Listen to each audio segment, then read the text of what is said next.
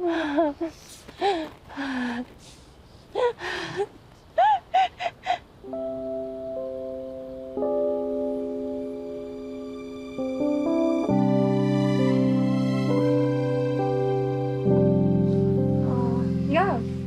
Dito ka pa.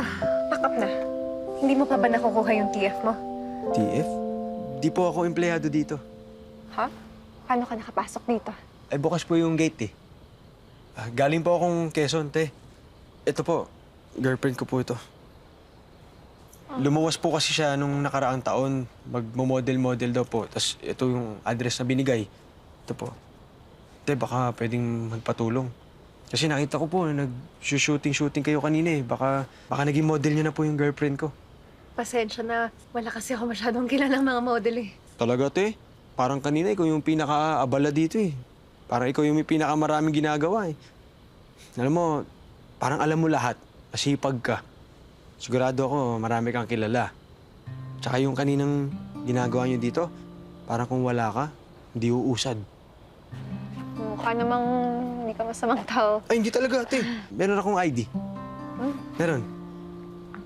Emong nga pala. Emong. Jonah. Jonah. Sige. Tingin. Baka may kakilala po kayong class A. Pero maliit lang yung budget, ah. Wala. Sige. Subukan ko na lang po sa ibang mga handler. Salamat.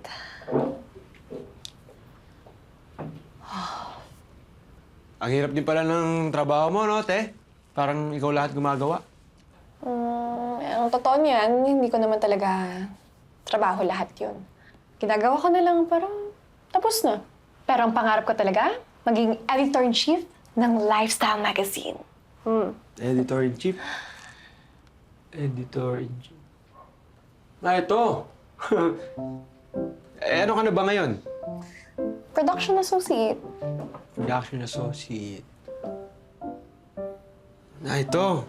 Ay! Malapit na! Sa sipag at dedikasyon na nakita ko sa'yo kanina, te, hindi malabong makarating ka agad dito.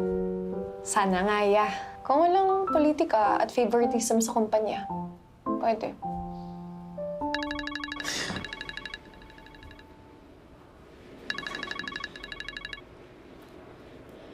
Hello? Hello, Jonah? What time ka makakarating dito sa office? Hindi muna ako papasok. Ha? Why? Eh, hindi naman ako nakahanap ng model. Saan naman ako makakahanap ng madaling araw ng Class A? Sa karampot nating budget, di ba? Eh, kaya lang naman napapayag natin si Kirk na gawin yun dahil nilalandi ako nun eh. Girl, pumasok ka na and explain it to Emily. I'm sure she will understand.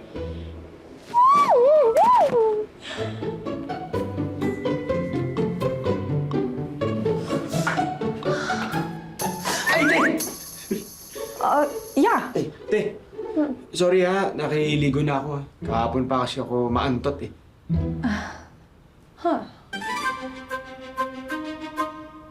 Ikaw! Oh, ikaw!